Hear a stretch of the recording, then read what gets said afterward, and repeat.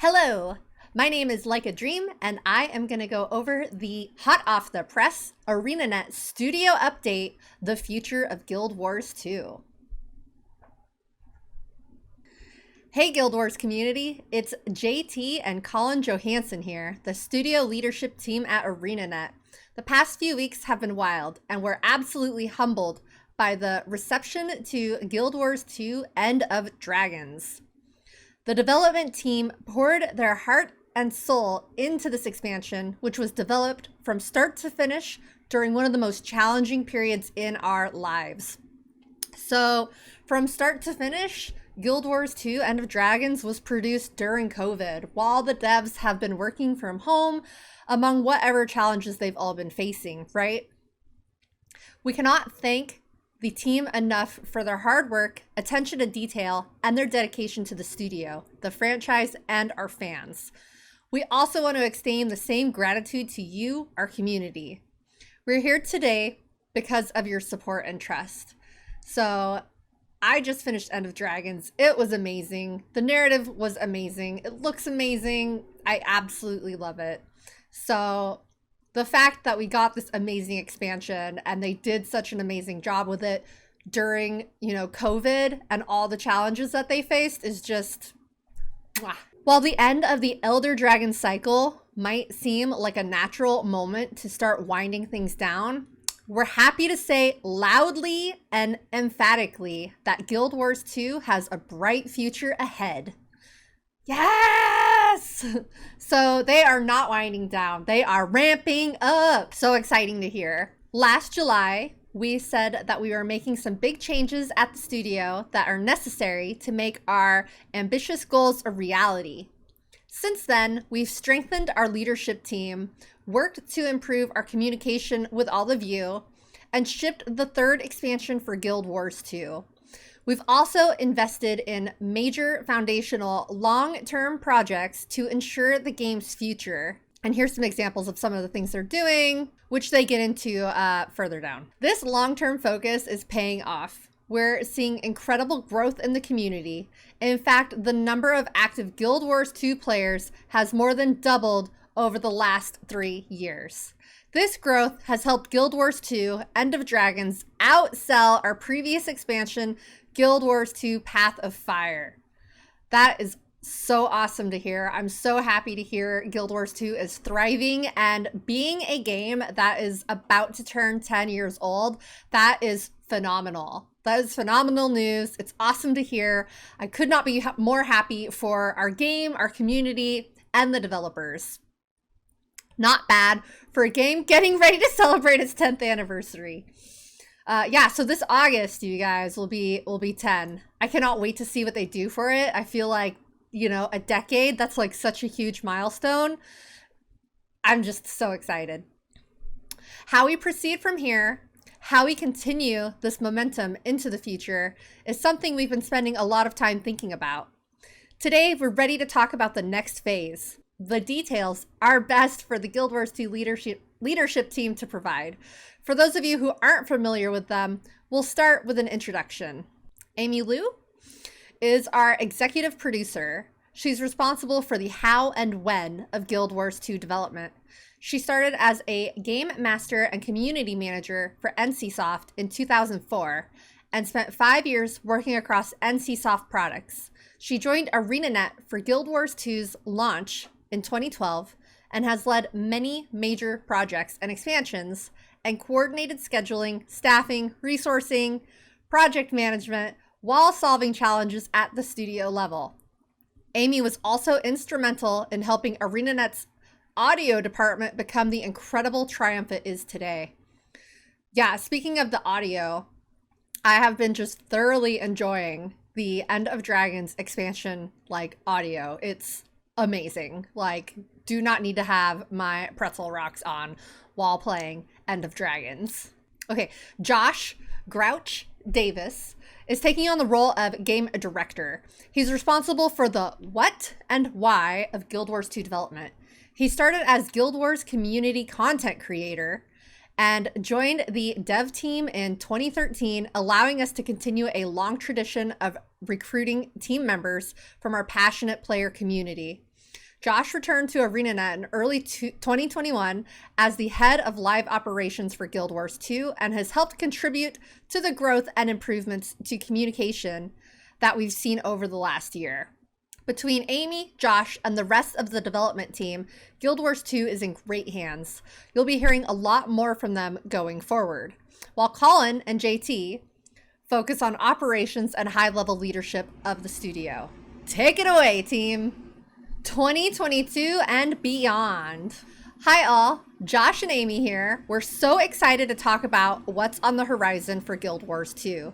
Grab a snack and get comfortable and settle in for a long one. When we set out to build our plans for 2022 and beyond, we spent considerable time looking back on the last 10 years of the game's history, taking stock of what we succeeded and where we fell short. We reviewed player and press feedback, spoke to those at the studio who were here for the highs and the lows, and dug into the mountains of data covering the span of the game's operation. I think it's really cool that they're talking about like the highs and the lows, success and failure. Like, it seems like they're talking really candidly, right?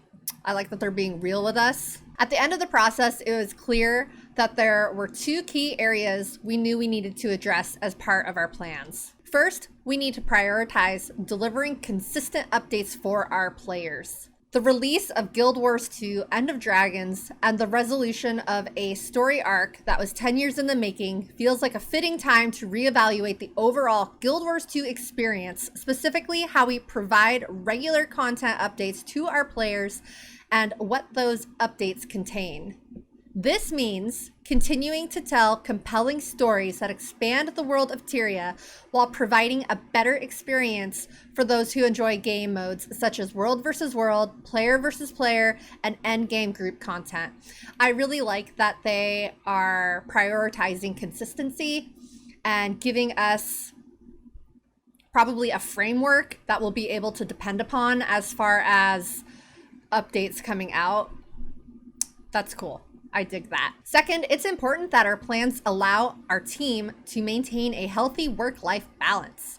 We've always believed that our top priority is the health and well-being of our employees, and we're more committed to that now more than ever. This will ensure that the exceptional team behind the Guild Wars 2 End of Dragons will continue, this expansion will continue to be happy at ArenaNet for years to come. Our work on this front will largely be invisible to you and will mostly focus on improving our planning and day-to-day development process. This is super important, right? We want our devs to be happy and healthy and have great work-life balance. It's really cool to hear that that is a priority for ArenaNet. Now let's shift gears and talk about what the future holds. Full steam ahead. The Guild Wars 2 community has grown quite a bit over the last few years, but it could be even bigger. Now that Guild Wars 2 End of Dragons is released, one of our top priorities as a studio is getting Guild Wars 2 ready for release on Steam and introducing the world of Tyria to an entirely new audience of gamers. Hip hip hooray! I have a lot of gamer friends that always ask me if Guild Wars 2 is available on Steam whenever I'm trying to talk them into playing the game. You only get to launch on Steam once, and we want to make sure we do it right. Over the coming months, we'll be wrapping up work on the Steam integration. Whew, words are hard. Cleaning up some aspects of the early game experience and ensuring that the game and the studio are operationally ready for a new platform launch. We're also working on getting DirectX 11 ready to exit beta and making it the default graphics setting for new users. We're not ready to commit to a hard date for Steam quite yet, but our hearts are set on launching this year. We'll keep you updated as things progress. Very exciting. That's super exciting news. Living World Season 1 returns. Living World Season 1 returns. Let me say that again. Living World Season 1 returns. I have never, ever played Living World Season 1, so I am pumped. One of the most frequent pieces of feedback we hear about the new player experience is that it's hard to get into the Elder Dragon storyline without the context of what happened in Living World Season 1.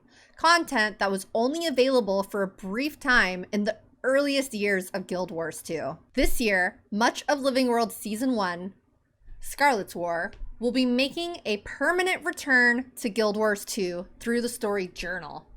We'll be combining the key story moments and experiences of Living World Season 1 into 5 episodes that will be released throughout 2022. Our goal is to provide a comprehensive bridge between the personal story and Living World Season 2, and give players the opportunity to earn many of the legacy achievements and rewards that have been unavailable all these years.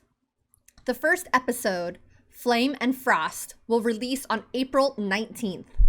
That is like less than a month away. That is so cool.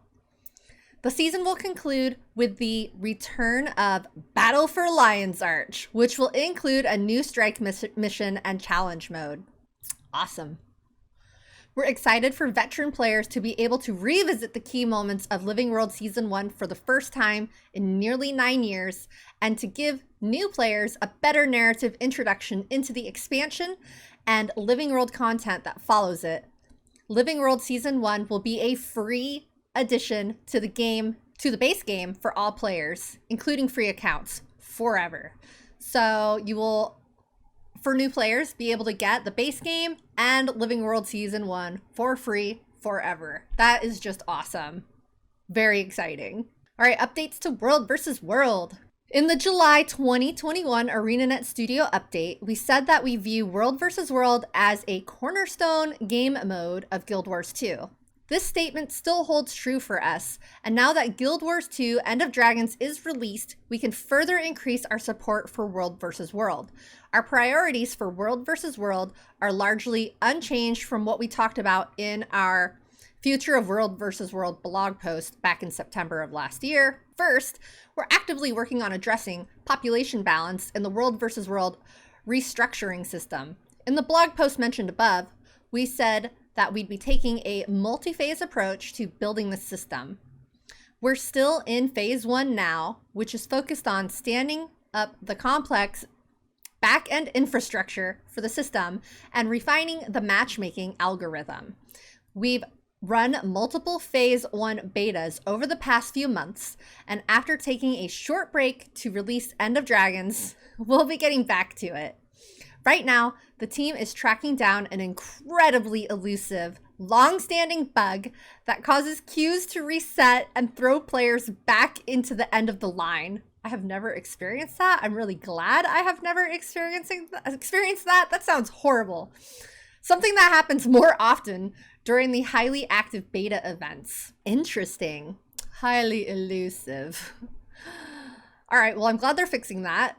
Second, we need to make World vs. World more rewarding for individuals. We took a small step recently by increasing the speed at which the skirmish reward track is completed, but there's much more we'd like to do, including providing better rewards for active participation. I'll be really interested to see what these rewards are. Maybe it will encourage people to play more World vs. World. World vs. World is pretty fun. At the moment, though, I tend to only do it when I need something from a reward track. As we mentioned last year, once population balance and rewards are addressed, our theory is that World vs. World gameplay will see a significant shift. At that point, we intend to look very hard at core World vs. World systems, upgrade scoring, siege, etc., and balance them to ensure that the World vs. World experience is still reflecting our vision. Speaking of balance, profession balance has a huge impact on World vs. World experience, whether you tend to play as a roamer, a havoc player, or if you choose to run with 49 or more of your closest friends. This brings us to our next area of focus: profession updates. Balance and maintenance of Guild Wars 2 extensive combat system, including the latest elite specializations released with End of Dragons, is important for keeping gameplay engaging and varied across PvE, World vs. World, PvP. Moving forward, we'll be making professions and elite specializations updates a higher priority. So our plan includes quarterly profession updates with smaller releases in between as we monitor and respond to how the meta in each game mode takes shape. In addition to the number tweaks that you're used to seeing, the team will be revisiting some of the underpowered and underused weapon skills, traits, or utilities for each profession to update and help expand your arsenal. So that's really cool. So stuff that's like underpowered or people aren't finding that they really want to use, they potentially are going to get some buffs. I like hearing that. We will continue to make game mode specific balance adjustments as needed, as we should expect, right? We'll be releasing some PvP and World versus World balance changes in the March 29 update, and our first major profession update will drop on June 28th. End of Dragons continued.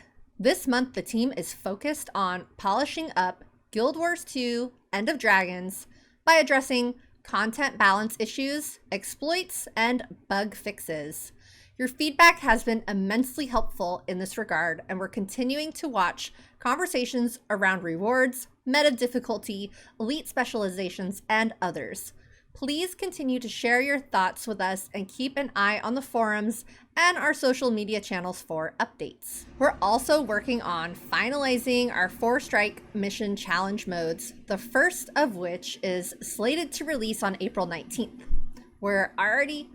We've already heard a lot of positive feedback about the design of these encounters, and we're excited to see the community tackle these epic encounters over the next few months.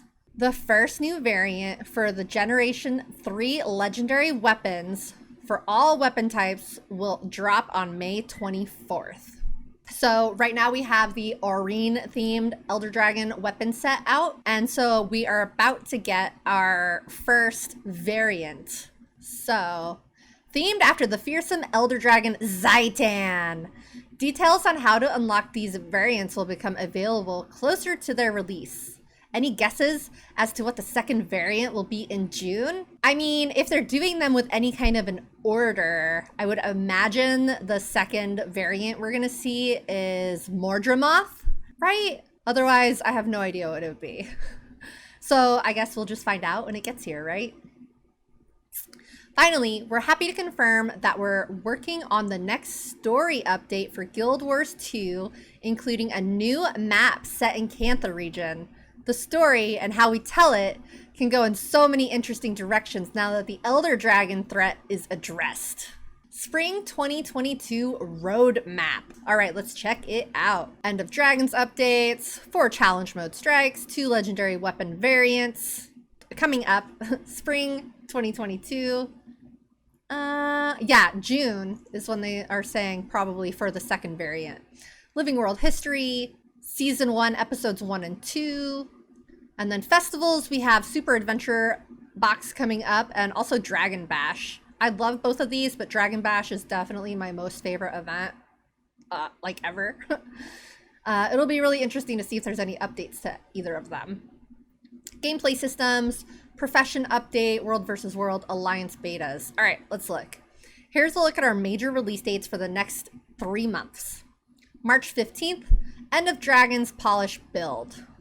March 29th, Super Adventure Festival, End of Dragons Polish build. April 19th, Living World Season 1, Episode 1, Aetherblade Hideout Challenge Mode. That's exciting. That sounds fun. Aetherblade Hideout Challenge Mode. Let's check that out. But I'm most excited for Season 1, Episode 1. Like, I'm so into the story. May 10th, the Jade Junkyard Challenge Mode. Interesting. May 24th, Living World Season 1, Episode 2. And then we'll have another challenge mode coming out. And our new legendary weapon variant, which is Zaitan. June 7th, Dragon Bash Festival, Harvest Temple Challenge Mode. Awesome, awesome. June 28th, Balance Update, new legendary weapon variant. World versus World betas and bonus events will be announced once their dates are locked in. Further transmissions. We've made some significant strides over the last year when it comes to communicating with all of you. Studio update blogs, live streams, roadmaps, postmortems, and more. It's been very gratifying to see our efforts on this front received so positively by the community, but we want to do more. Yes! Talk to us more. Moving forward, we'll be pushing a regular state of the game blog post to keep you informed on the latest development news, address top concerns with the game and the community, and give you an inside look into the studio and the development of Guild Wars 2. The content of these posts will change with each iteration, but we hope that they become something you look forward to reading and discussing. There's still plenty left for us to discuss. And finally, the future confirmed. One last update before we go. We're happy to confirm that there will be a 4th expansion for Guild Wars 2. Holla! What's up? ArenaNet is just letting us know right now they're in it to win it. Like, we have more content to look forward to moving forward. Don't go anywhere because the show is going. We meant it when we said we're focused on the long term. This is a very early confirmation, the earliest we've ever done this, in fact. Yeah, they just released End of Dragons, right? We're on our like 3rd week. And yeah, that's so awesome. Something for us to like know we still have so much more to look forward to. So don't expect any news anytime soon. Expansions take a very long time to develop. Plus, there's plenty of cool things to look forward to between now and then. That is so awesome. On behalf of the entire ArenaNet team, thank you for your continued support. We sincerely believe that our best years as a studio are ahead of us. A new beginning that starts with Guild Wars 2, End of Dragons. Talk soon. Amy, Colin, Josh, JT, and the Guild Wars 2 team. Hype! So great. So great. So that's our update for today. So that was so much. It was so much. But they're letting us know that they've heard the community's feedback. They're making changes they need to make to make the game better for all of us. They also want to let us know, like, they're not done. End of Dragons is not the end. Like, we have so much to look forward to, and they're clearly already beginning to work on our next expansion. I recently just finished the story for our expansion, and am super excited to get more of the achievements done. And I hope you are too. I hope you enjoyed my review of their announcement today, and I look forward to seeing you guys next time. Again, my name is Like a Dream. Click that like button and subscribe. I'll see you guys later.